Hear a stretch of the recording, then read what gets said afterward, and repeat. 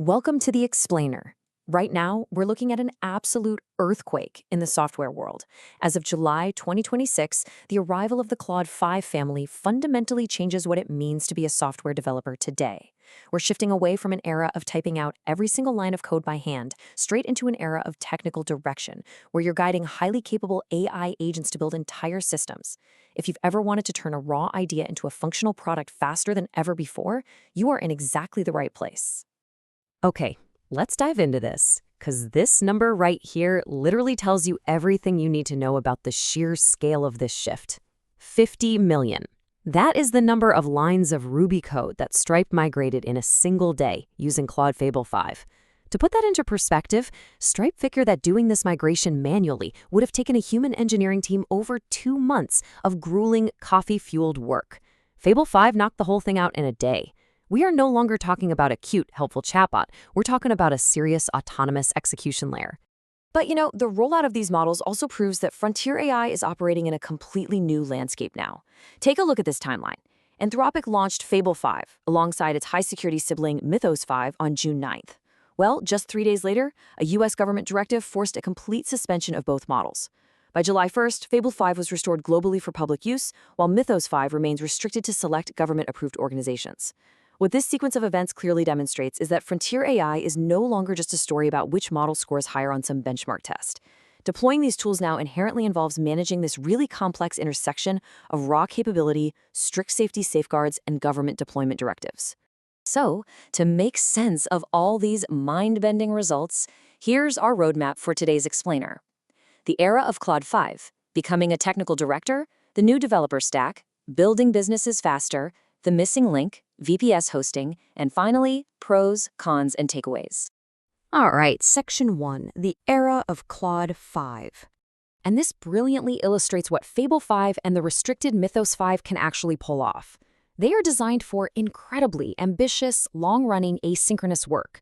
Like, Fable 5 can just run inside agent systems for days at a time without you constantly checking in. It maps out a project across multiple stages, delegates to its own subagents, and even writes its own tests. Need to clone an interface? It literally rebuilds web app code straight from a screenshot. And on the security side, get this. Through Project Glasswing, partners using the Mythos class model found over 10,000 higher or critical severity security flaws. It's just a massive, massive leap forward. Moving on to Section 2, becoming a technical director. So on the left side, we've got the old reality, right? The manual builder. That meant writing everything out line by line, pushing individual code blocks yourself, and just pouring huge amounts of time into every single feature. Now, look at the new reality on the right. With models like Fable 5, the higher value job completely shifts to being a technical director. Your day is now spent framing the problem, defining the constraints for the AI, reviewing its output, testing the weird edge cases, and basically being the closer who decides what actually ships to production. You're effectively guiding an AI crew. And hey, this isn't just theory either. Early partner feedback from massive platforms like GitHub absolutely reinforces this exact direction. They're seeing that builders can now hand off incredibly ambitious engineering tasks across the entire software lifecycle and get results in way fewer turns. You don't have to type faster anymore, you just have to think clearer and review better. Section 3, the new developer stack. Now, what's really interesting about this breakdown is how it maps out a super practical, cost-effective workflow for small teams. Because you really don't need to use the most expensive model for everything.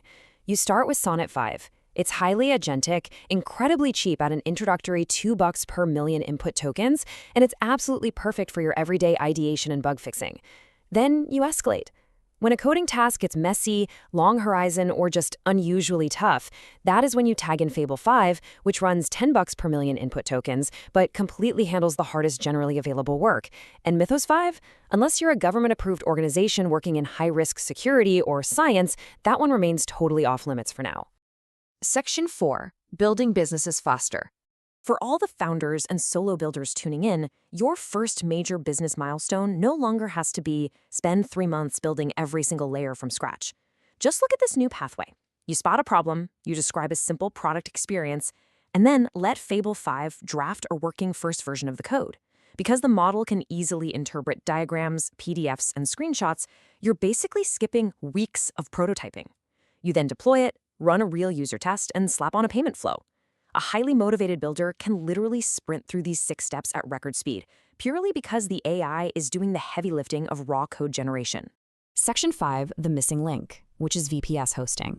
So according to Google Cloud, a VPS, or virtual private server, is a virtual machine providing virtualized server resources on a shared physical host. It basically gives you your own operating system, defined memory and CPU, and root access. Now, why does this matter so much?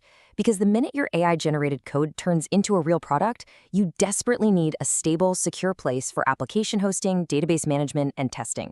So the crucial point is really understanding this gap between building and running. On the left, Claude 5 handles the building, right? It drafts the backend, writes the code, and speeds up prototyping. But over on the right, you have running. And the reality is an AI cannot host your database, it can't secure your ports, and it definitely can't keep your service online when thousands of users suddenly show up.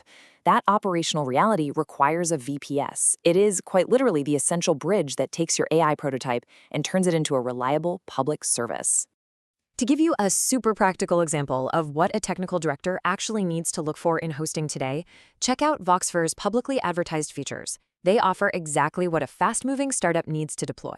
We're talking NVMe-based lifetime cloud VPS options, global coverage spanning Europe, Asia, and America, and they claim a 99.9% uptime with instant deployment. Crucially, they also bake in deep security, like DDoS protection and firewall management, plus free migrations from other hosts. This right here is exactly the kind of foundational infrastructure you need to ground your AI-generated code in reality and actually make it accessible to the world. Let's move to and see how this builds into our final section, Section 6, Pros and Cons and Takeaways. As a technical director, you've got to be able to see the whole board. On the upside, you are getting extreme speed with these autonomous agents, and honestly, a much wider runway to build things even if you aren't a coding expert. The pricing ladder from Sonnet up to Fable is incredibly usable for startups, and having a solid VPS keeps the whole workflow grounded and scalable. But you have to look at the downsides on the right too. You just can't build a business strategy around Mythos 5 right now due to those strict access restrictions. You're also going to hit some friction from safety safeguards. For example, some high-risk queries in Fable 5 actually get rerouted to an older model, Opus 4.8, which can definitely slow things down. Combine that with cost and policy volatility, plus Anthropic's mandatory 30-day data retention limits on privacy, and it becomes super clear that human review and your strategic planning are still absolutely vital. The era of manually pushing every single line of code by hand, it's fading. It's being completely replaced by an era where your ability to define goals, steer AI agents, and deploy to a stable VPS is really all that matters. You've got the new AI stack. You know exactly how to escalate from Sonnet to Fable, and you know the core infrastructure required to run the whole shebang. So I'm going to leave you with this. Now that you are officially a technical director, what ambitious idea are you going to guide your new AI team to build and deploy first? Get out there and start directing. Thanks so much for joining us for this explainer, and we will see you next time.